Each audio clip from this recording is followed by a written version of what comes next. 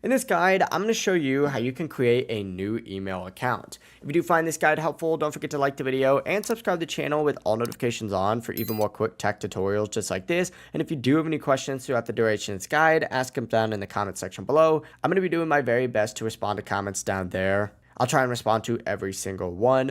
But obviously, having an email account is essential. You can use it to sign up for apps, services, and even receive important messages. Let's walk through how you could set one up.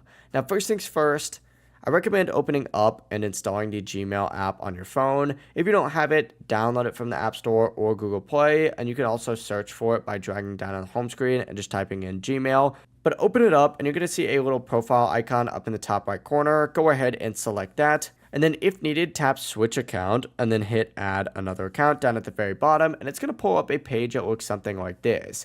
Now you're going to see a bunch of different options.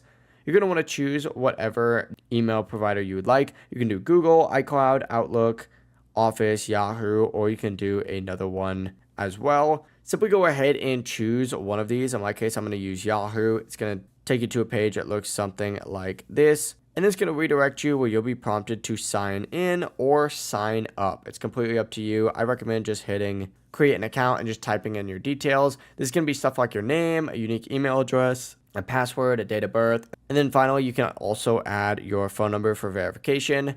But after you do that, you've now created a brand new email account and you're able to switch between them anytime on Gmail just by going back to the account page, and you'll be able to switch through them. But yeah, overall, it really is as simple as that. If you guys do have any questions, ask them down in the comment section below and we can help you out further. Have a great rest of your day though. Peace.